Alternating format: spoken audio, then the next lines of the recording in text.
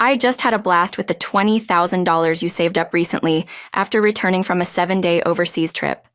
My mother-in-law, Isabella, called me with a triumphant tone. Saved money $20K. What is she talking about? I have no memory of $20K. As a freelancer, I indeed have some savings for emergencies, but that's just in my bank account. I don't keep such large sums on hand, and my banking card is right here. Normally, no one else could withdraw such a large amount anyway.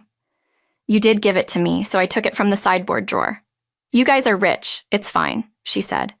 What I don't understand, but it seems you had fun. Thank you. Count on me for the next time. After leaving these words, the call ended. $20K? What money could that be? This question was answered when Anthony returned home. Ah, so that's what it was. A month later, multiple calls from Isabella came in. I completely ignored them, but when I checked, there were over 80. It's baffling, but it's her own fault. As I was looking at my mobile phone screen, another call from Isabella came in.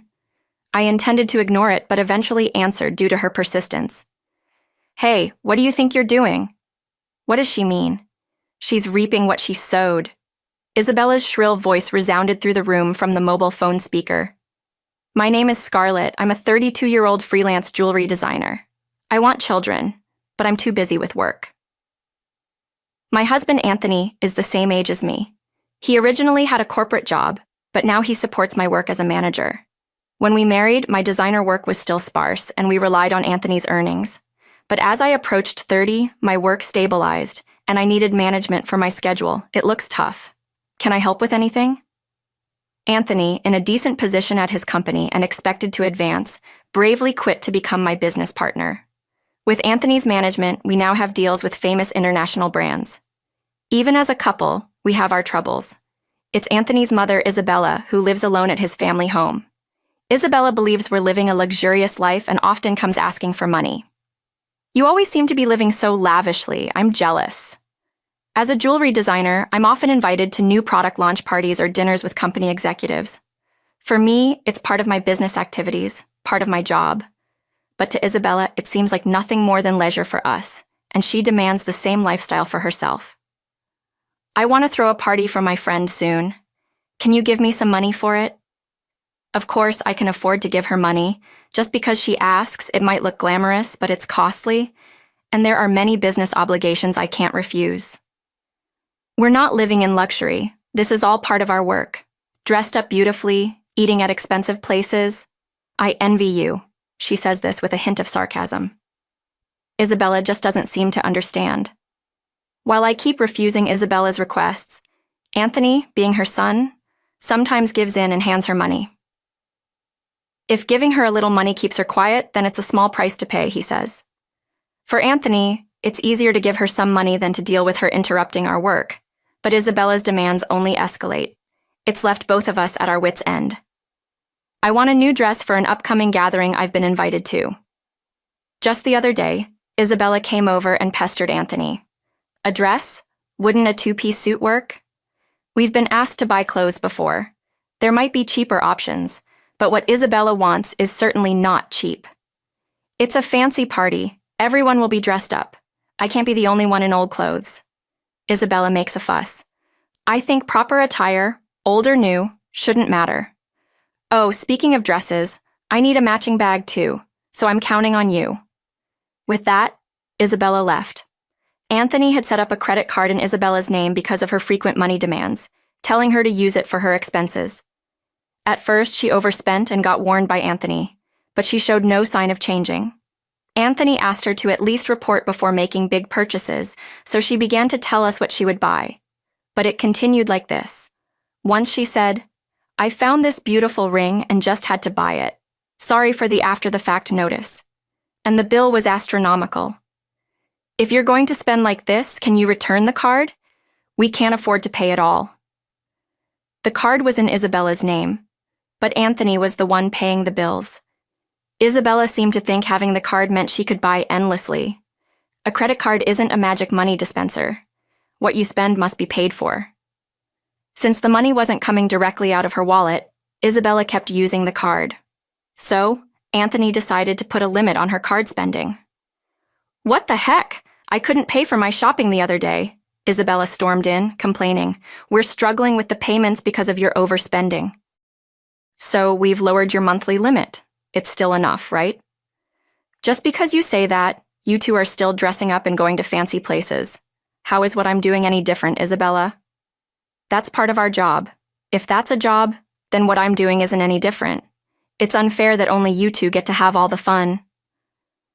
The product launches and parties often take place in luxury hotel event halls or restaurants, but our attendance is for work purposes too. Isabella, it seems like we're just dressing up and having fun. Still, since putting a limit on her credit card, she seems to have quieted down a bit. Sometimes Isabella comes to our house and seems to complain about something to Anthony, but for a while, life went on without major issues. As the end of the year approached, there was a change in my work. A foreign brand manufacturer approached me with a proposal to expand business dealings by moving our base overseas. I was over the moon with excitement. If this worked out, I could join the ranks of top-tier designers. Anthony, handling it as my manager, said, "It's a chance we have to take." Right, opportunities like this are rare, but then I'm worried about Mom. She might even say she wants to come with us. Given Isabella's past behavior, it was a plausible concern. It would be wonderful to live overseas. I want to come too, we told Isabella about it that weekend. She said just as we predicted, we're going there for work. It's not going to be a leisurely life, Anthony tried to explain, but Isabella wouldn't give up. You're trying to trick me. You plan to live even more lavishly there without watching. We're not moving there permanently. We'll come back after our work settles down overseas. You're saying that, but you're planning to leave me behind, aren't you? Exhausted by this circular argument, both Anthony and I were tired. Okay, we can't take you with us, but how about we pay for a week-long trip for you instead? Anthony suggested, worn out from convincing her. Really? Are you sure? We'll cover your flight and hotel, but the rest is up to you. Yay, thank you. Isabella left, half happily, but the peace didn't last long. A few days later, while Anthony was busy with the overseas move arrangements, Isabella visited our house. Hey, Scarlett. Anthony said that, but I want to shop over there too. Can you give me some money? What about the card that Anthony gave you? I asked, knowing there was a card she was supposed to use. That's the thing. Anthony finally took it away from me the other day. It seemed she had been admonished for overspending and had it taken away. Maybe he was worried she'd misuse it with different currency rates overseas, but I didn't have such money on hand either. I can't give you money without Anthony's approval. Can you ask him? It's no use asking him. That's why I'm asking you. Isabella left, raising her voice. Over the New Year's, Isabella went on a 7-day trip abroad. I assumed Anthony had somehow managed the money. However, upon her return, Isabella revealed an unbelievable truth. The day Isabella returned, I received a call on my mobile. I'm back! It was so fun! On the other end, Isabella excitedly shared her sightseeing and dining experiences, even though I hadn't asked. And I overbought souvenirs, couldn't fit them in my suitcase, so I had them shipped from there. Can't wait for them to arrive. That's nice, I replied, feeling a bit fed up. Thanks to the money you saved up, I had a blast. Saved up money? What are you talking about? I had no recollection of such money. Sure, I had some savings for business emergencies, but that was in my bank account, and Isabella couldn't possibly withdraw cash from it. You really didn't notice? You're surprisingly oblivious. Despite what she said, I had no memory of it. I found it in your house's sideboard drawer. $20,000? What money? Why should such money be there? I couldn't imagine us keeping cash at home, especially not such a large amount in a drawer. Confused, I said to Isabella, I'm not sure what money you're talking about, but if you took it from our house without permission, that's theft, even if you're family. Do you understand? That's why I'm telling you now that I used it. Isabella said this nonchalantly. I have no idea about this money, but if you took it and used it without saying anything, it's a crime. And if it was something Anthony had set aside for an important deal, it's even more serious. I said this, recalling that there hadn't been any disruption in our business dealings or payments while Isabella was on her trip. You two live so extravagantly, so why can't I have a little of that? Think of it as doing a favor for your parent. It's not a big deal, right? Such self-entitled reasoning. It's one thing to take money from her son and his wife, but this is not how someone should act after taking someone else's money. I'm glad you enjoyed your trip. I'll ask Anthony about the money when he gets back, I replied, still unclear about the whole situation. Anthony will understand. After all, I'm his only mother, and $20,000 isn't much to him. All right, I'll pass the message along. I was astounded at Isabella's lack of awareness. Please tell him that, she said. Thanks. With that, she ended the call. Still $20,000 in cash at home. What was the money for, Scarlett? Do you know about the money I left in the drawer that night? Anthony returned home with a troubled look and asked me, 10 days ago, I withdrew it from my bank account. It's gone now. It was you keeping such a large sum in a drawer? Didn't you think it was careless? I needed cash immediately for an urgent payment. Do you know anything about it? It can't be that. Anthony looked at me suspiciously. No, today Isabella called saying, thanks for the $20,000, had a blast with it. I didn't understand what she meant. So it was Anthony's money after all. But what was such a large amount meant for? Hey, if it wasn't for a business payment, we've been doing bank transfers for a long time, right? Why cash all of a sudden? I understood it was Anthony's money, but still didn't get the whole picture. So Mom took it without saying, then it's her fault. What do you mean? I was still puzzled and asked Anthony back. Anthony started explaining why he had left such a large sum at home. After limiting the credit card's amount, Isabella had secretly been borrowing money from various sources. This included payment on consumer finance cards and credit cards she had secretly opened. When Anthony found out, he took all her cards and prepared the cash to repay Isabella's ballooning debt.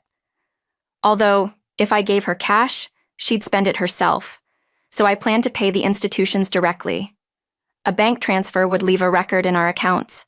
I didn't want too many records in our bank accounts for the sake of trust with our business partners and bookkeeping. That's why I decided to cash it out and pay individually. Supporting Isabella's overseas trip was like a parting gift, as we wouldn't be able to take care of her like before after moving abroad. So that's what it was. What will become of Isabella now? Debt collection notices and payment demands will probably start coming soon, but since she spent it herself, there's nothing we can do, Anthony said nonchalantly. A month passed, and as I was busy packing for the move, Isabella's calls to my mobile phone kept coming. Anthony had said not to bother with her, but the calls were too frequent to ignore. When I counted, there were as many as 80 almost every day. It was just enough to make me concerned. Just as I was thinking about it, my phone rang again. Isabella hesitating. I missed the call, but soon it rang again. I ended up answering. Why aren't you answering my calls? Isabella's voice sounded almost like a cry. I'm sorry. I've been busy with moving preparations. What's wrong? I tried to calm down and listen to what she had to say, and to hear Isabella's side of the story. It's not just, what's wrong? They're asking for money. Payments almost every day. It's too much. What about Anthony? You contacted him, right? He seems to be blocking my calls. I can't get through to him at all, Scarlett. You're my only hope now. Please help me. I was surprised that Anthony would take such a drastic step with his own mother. If he had paid off Isabella's debts with the money he had prepared, this situation wouldn't have happened. It seems Isabella is now inundated with collection letters from finance companies and consumer lenders. The collections calls are nonstop, and she seems helpless to do anything about it. I had never witnessed such a scene before. It was something I thought only happened in dramas. I'll mention it to Anthony, but I can't say what he'll do. A mother in trouble, it's a son's duty to help, right? Please ask him for me. Okay. With that, the call ended. We need funds for our business expansion overseas, and we can't afford to help Isabella.